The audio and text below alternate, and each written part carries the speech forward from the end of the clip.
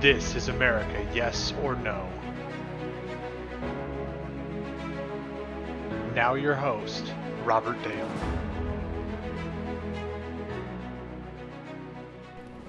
Welcome. This is episode 6 of America, Yes or No, where we are continuing our discussion of the truths that I am suggesting are essential to enable us to understand, debate, and regulate the affairs of our own government.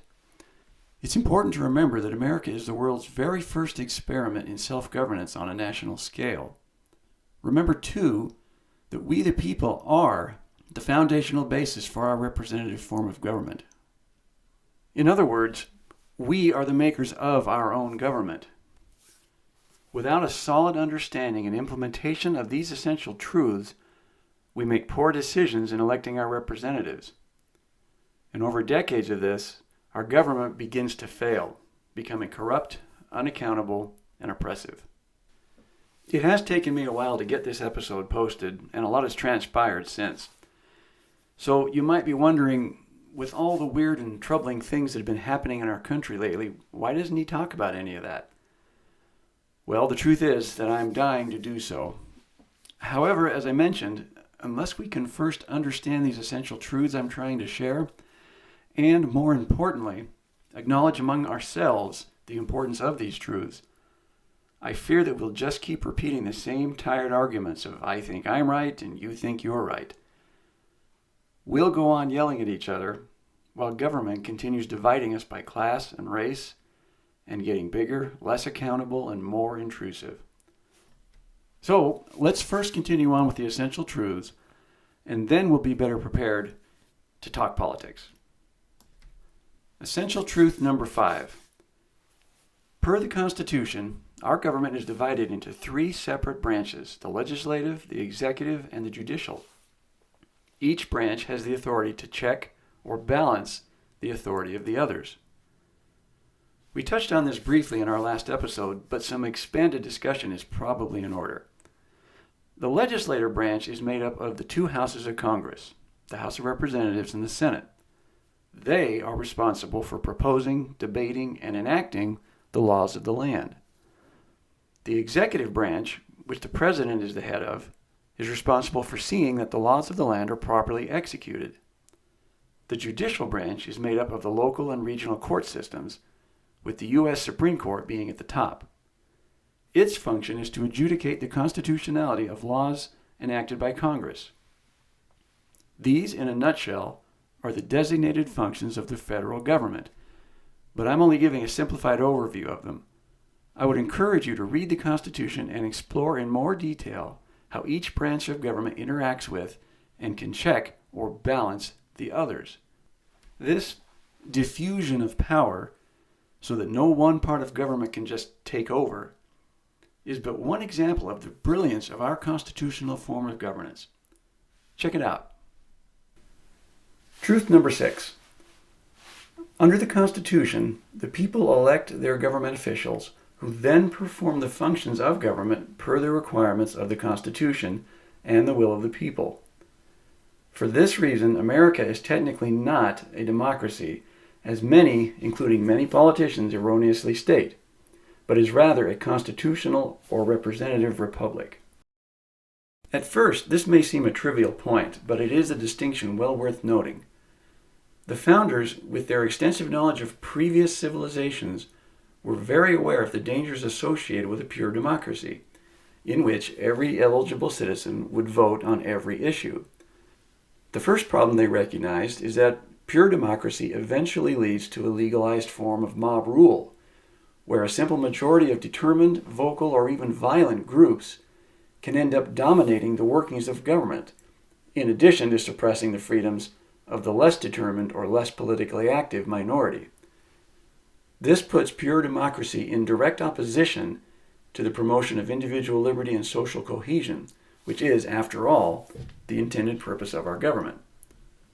The second problem with a democracy is that when citizens vote in ignorance or out of self-interest, over time they begin electing corrupt and incompetent politicians, approving bad laws, and ultimately diminishing and destroying their very form of governance. For these reasons, pure democracies have historically been relatively short-lived. And for these same reasons, America was formed as a representative republic, structured around a constitutional framework of governance to protect individual liberties and promote social cohesion. Even so, even in this country, when the citizens do not take the time to understand and intelligently discuss the issues prior to voting, the structure of government begins to decay. Today, most, if not all, examples of America's societal ills and government overreach can be directly attributed to decades of lazy and uninformed voting by us citizens. Because don't forget, we the people are the foundation of our government. Okay, that wraps up the first 6 of our essential truths. These 6 have dealt directly with the basic operations of government as outlined in the Constitution. Again, I encourage you to read for yourself the provisions of the Constitution in order to better understand how government is supposed to function. Why? Because understanding the true and intended role of government is the key that will enable us as citizens to intelligently and reasonably debate political issues, and is also the first step to our regaining control of our own government. Now, I'm going to continue on with more essential truths. However, these are what I would call corollary truths, or ones that follow from those that we've already discussed. The following truths are not specifically enumerated in the founding documents, but are instead ideas that we can arrive at and hopefully agree upon by utilizing our 3 favorite things: logic, reason, and historical context. I trust that you will find, as I have, that these truths are also self-evident, having been borne out by time, experience, and the consistency of human nature. Truth number 7. Intuitively, politics should not be viewed as a career, but rather as a brief period of public service, after which service the officeholder returns to his or her private life. The concept of the career politician with full-time pay and significant benefits, by definition, sets up a flagrant conflict of interest by requiring the officeholder to be continually campaigning for re-election in order to sustain his or her career. Further, it compels the officeholder to restrict what they say and do to only those actions that will ensure their re-election. This one is pretty much self-explanatory, and to me, it is certainly the root cause of governmental bloat and overreach. But let's illustrate with an example. If you had chosen, say, dentistry as your career, as a dentist, you would comport yourself in the manner that would best maintain the loyalty of your patients, as well as attract new patients, right? You'd want to stay in business.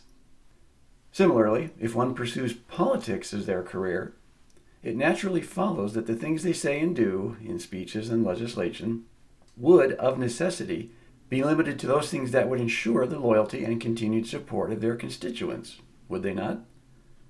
Now, since politics is your career, you'll need to be re-elected time and time again so as to sustain that career and ultimately achieve your lavish retirement and benefits, not to mention your book deals, your appointments to corporate boards, and so on.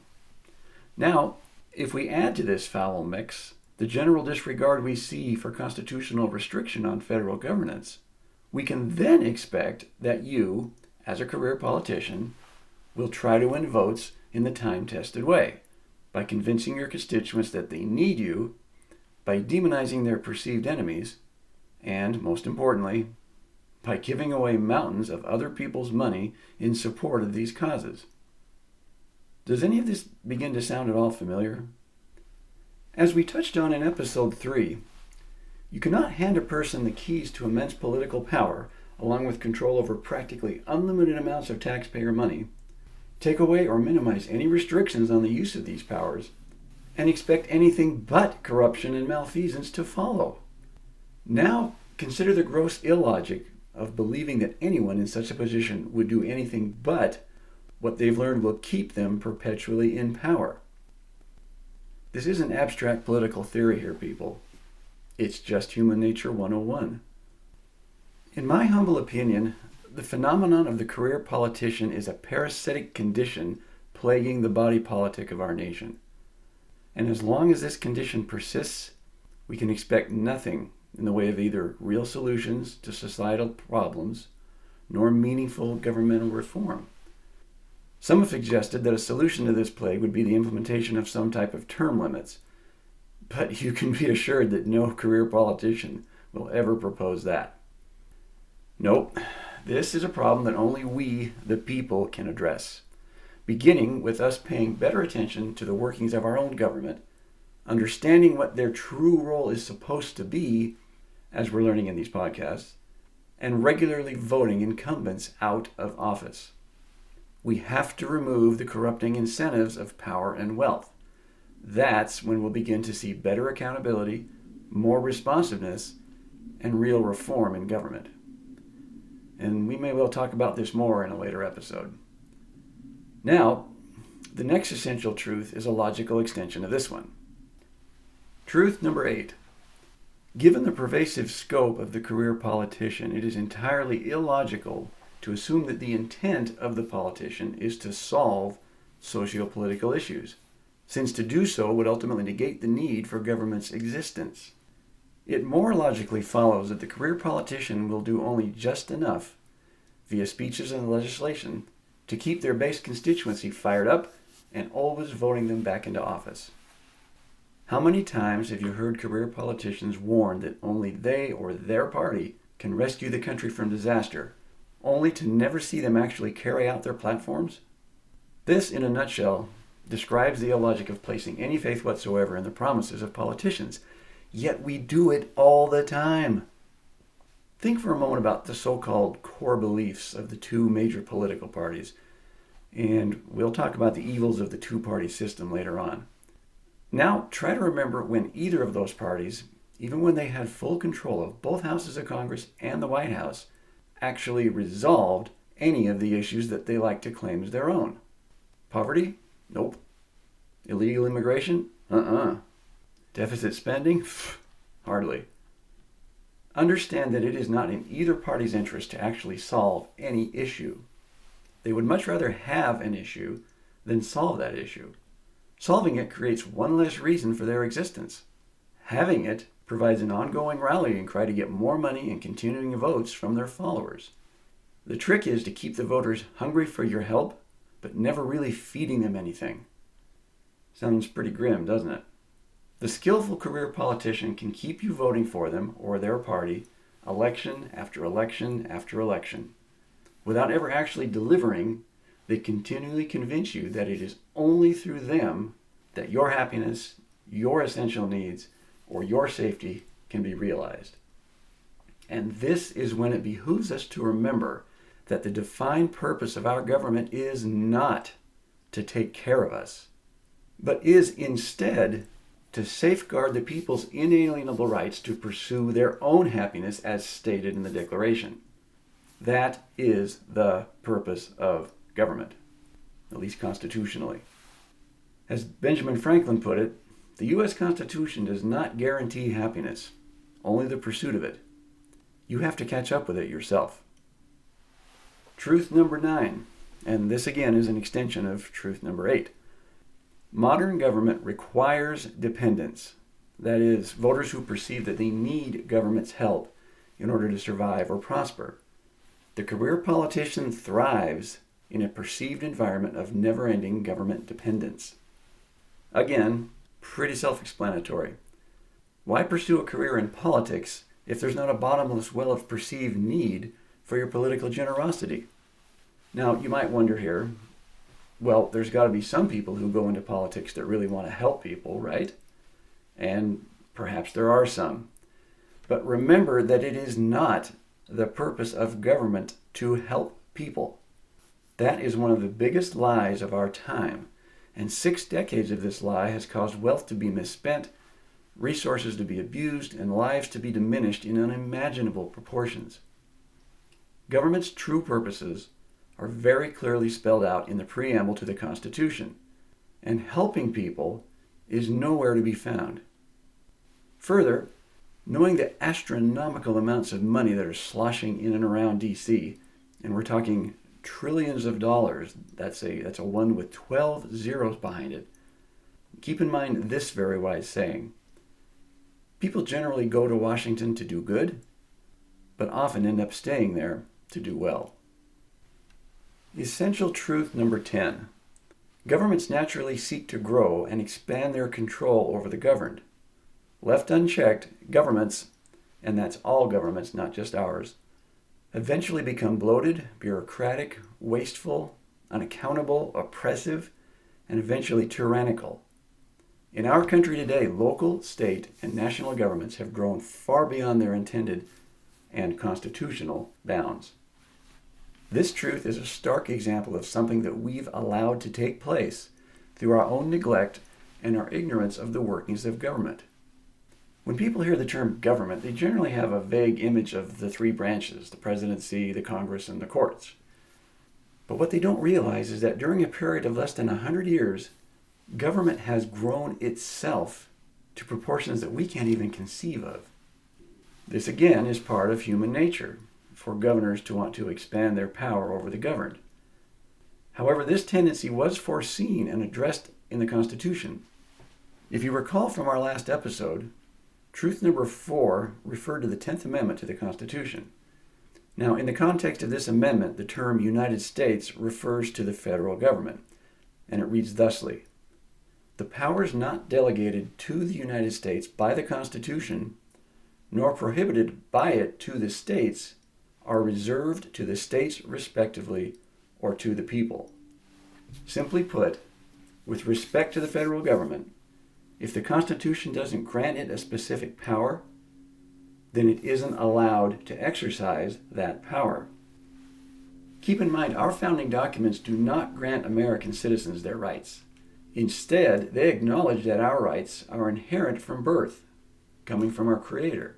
And, very importantly, the founding documents outline the rights and powers that we, the people, agree to grant to the government. Think about what a monumental concept that is, and how misunderstood it is. We are going to see evidence later that, as I noted previously, the 10th Amendment is probably the most overlooked and deliberately ignored provision in the Constitution. All right, we still have more truths yet to be discovered. But for now, let's close this episode with these thoughts. Truth can be hard to face sometimes, and with this podcast, I feel like I'm the bearer of nothing but bad news. I began episode 2 talking about the movie The Matrix, and how I felt as though I was like Morpheus offering Neo the choice between the red and the blue pills. This podcast is definitely not for those who would rather continue on in a state of uninformed, if not temporary, bliss. If we seriously want to unravel the tangled mess that is modern America, then we're going to have to dig deep. We cannot hope to find solutions to our current dilemmas without first understanding how we got here. Our problems cannot be solved in ignorance, nor without confronting some unpleasant truths. Only politicians or salesmen will tell you otherwise. And unfortunately, there's not really a middle ground here either. Because if we do nothing, or just continue on as always, then we're just perpetuating the problem. However, I believe that true peace of mind comes from understanding the world around us and knowing our place and our role in it. I find that much more assuring than just ignoring what's happening around me. That's the reason I do this. And I hope to see you here for our next episode. Thanks for listening, and until then, as always, think for yourself.